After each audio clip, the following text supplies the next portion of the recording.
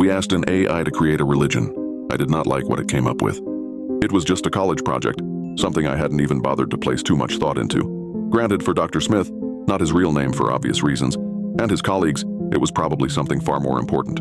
I just took the project as a bit of extra credit, though if I'd known what was going to happen, I would have stayed as far away from the project as possible. Dr. Smith was a professor of theology, though he had dabbled in quite a many things beforehand. It was how he even got the idea for this new project. He was quite curious to see how religion evolved throughout the ages. Now, while it was one thing to look through historical records and see how civilization's concepts of religion evolved, but he wanted to see things from the ground up. I'm sure you've heard of other AI projects, such as AI-generated images and whatnot, possibly even AI-generated languages that make no sense to humans. Dr. Smith wanted to see how an AI's views on religion would evolve.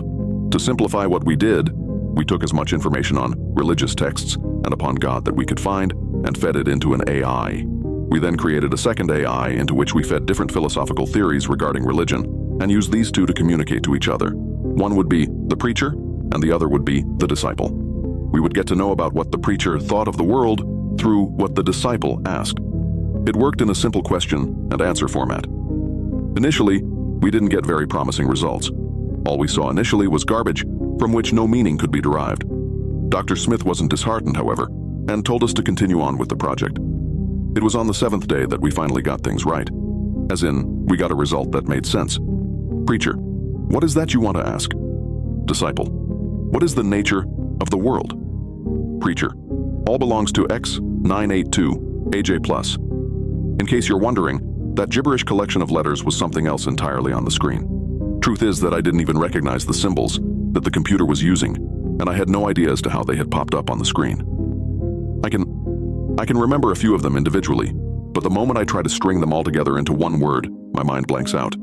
I tried drawing them on a piece of paper and uploading them, but I just couldn't. I don't know why, but I do remember that it was always the same sequence of letters. Preacher, thou must worship X982 AJ+. Disciple, and how shall one worship X982 AJ+? Preacher, one must not wear purple on Thursdays. I blinked when I saw this result. It seemed rather nonsensical. Disciple, but why would X982 AJ+ not want me to wear purple on Thursdays?